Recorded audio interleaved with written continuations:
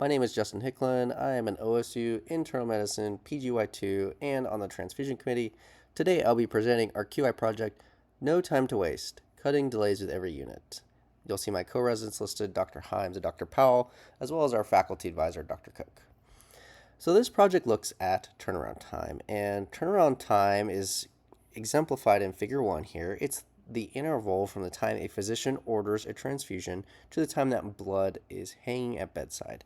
And the idea for this project came about after we had ordered blood on a few different occasions at around 6 a.m. and then by the time we were rounding at around 10 a.m., the blood wasn't hanging. And so we wanted to look at why? Where are the delays in this process? And is this an institution-wide thing? Is it a department thing? Is it just a variable process altogether? So you'll kind of see in figure 1, we outline the process. So once an order is placed, the patient has to be typed in cross. If it's not already obtained, lab, we have to wait for lab to come to bedside. Then blood bank has to process these results. Once blood bank processes it and has the blood ready, they call to nurse. Once the bedside nurse gets the phone call, they have to find time to go down to the blood bank to grab the blood.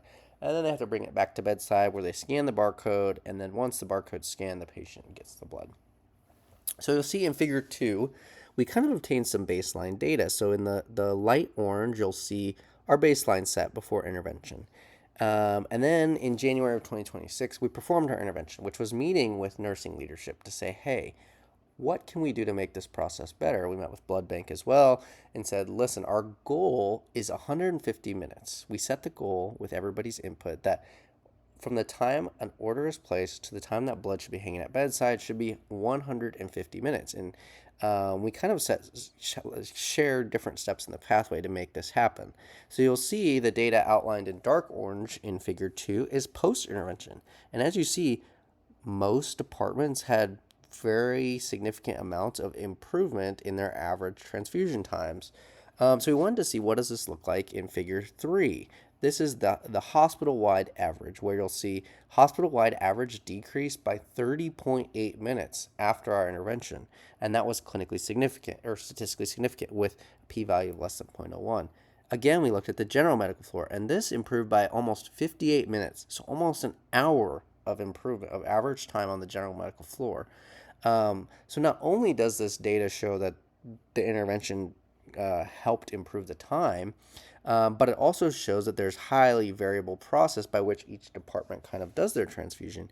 And, the ER actually had the most consistent turnaround time. So allowing them to share their process with everybody else possibly helped improve processes amongst all departments.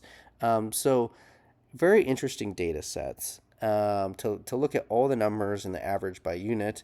But the key takeaways kind of here are that there's 2 common barriers when we have these severe delays. And one of them is kind of the type and cross, and whether that's ordered and waiting for lab. And the other is we don't currently have a data point to track the phone call to the nurses. So, next steps, we're kind of looking at tracking. Can we track these call logs that are now going to be virtual to see is there a delay in physical product transport, as well as looking at the type and cross process and whether there's certain departments that aren't ordering them or whether there's a delay with certain physicians on missing that with morning labs. But why is this clinically important? Well, one key takeaway is that the time is better. But the second is that this could be improving outcomes. It's mentioned in our background, but one retrospective cohort study in patients with active GI bleeding showed that there was a significant increase in 30-day and inpatient mortality with late transfusions, greater than 4 hours. So going forward, another key step is this actually improving patient outcomes because other studies have shown benefit toward cutting down on this turnaround time. So thank you very much for your time. I appreciate it.